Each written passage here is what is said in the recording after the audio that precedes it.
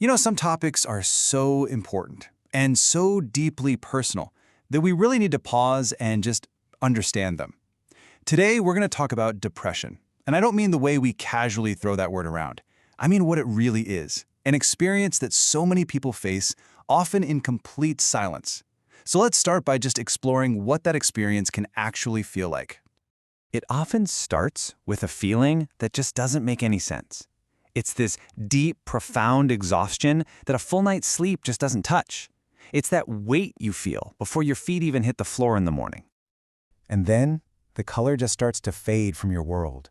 The music you used to love, the hobbies that brought you so much joy, the friends you couldn't wait to see. Suddenly they all start to feel distant, almost like they belong to someone else's life.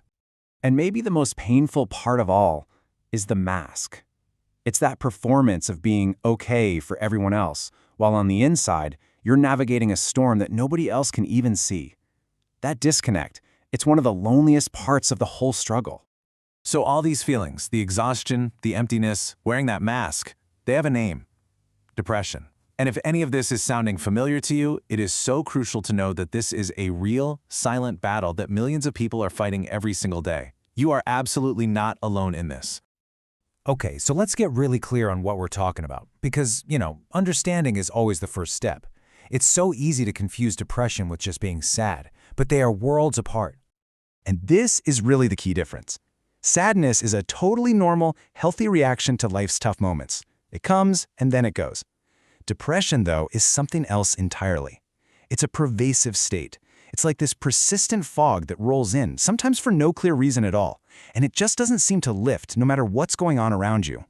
Which of course leads to one of the most common and frankly frustrating questions someone with depression hears or even asks themselves. If it's just a feeling, why can't I just will it to go away? The simple answer? Because you just can't. And this is the most crucial point. Depression is not a choice. It is not a character flaw or a sign of weakness. It's a legitimate medical condition. You can't snap out of depression any more than you could snap out of having the flu or a broken leg. It needs care, it needs treatment. So, if it's a medical condition, what's actually going on in there? The feelings might be invisible, but the roots? Well, we can find them right inside the brain. See, inside our brains, we have these really important chemical messengers called neurotransmitters. You can almost think of them like the brain's communication network. When these key messengers, like serotonin for mood, dopamine for pleasure and motivation, and norepinephrine for energy, get out of balance, the whole system gets thrown off. That's why the world can literally feel colorless and why even simple tasks can feel impossibly heavy. So, with all that in mind, let's talk about the signs. Because depression so often hides in plain sight, being able to recognize the symptoms, whether it's in ourselves or in the people we love, is such a powerful act of awareness. The signs often start out pretty subtle. We're not just talking about having an off day here. We're talking about a persistent pattern, a constant feeling of sadness or just emptiness, pulling away from things you used to love, an unshakable fatigue, or your sleep patterns being totally out of whack, either sleeping way too much or barely at all. And it's not just emotional either. It can show up in your thinking and even physically. Things like having a hard time focusing, a mind just flooded with guilt or hopelessness, and sometimes real physical aches and pains that don't have any clear medical cause. Just recognizing that these things are a pattern is the first step toward getting help. So you might be wondering, where does this all come from? And honestly, the answer is, well, it's complicated. For some people, there are really clear triggers, but for a lot of others, it can feel like it just showed up out of the blue. The factors can be anything from our genetics to big life changes, past trauma, or just the slow, grinding effect of chronic stress and loss.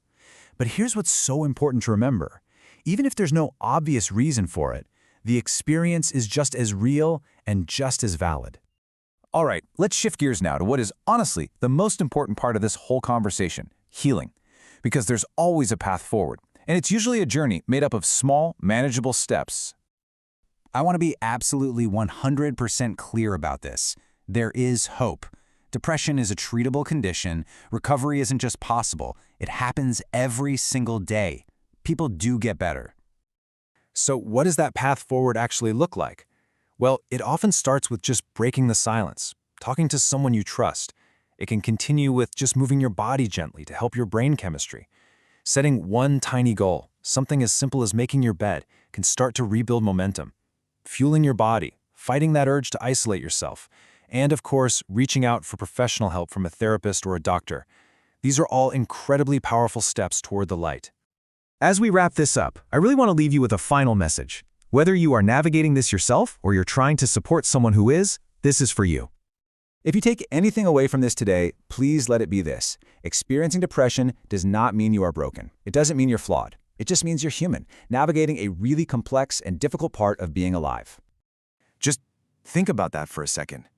Every single difficult, terrible day you have ever had in your entire life, you've made it through to see the next one. That resilience, that incredible strength is already a part of who you are. That's the foundation you can build on.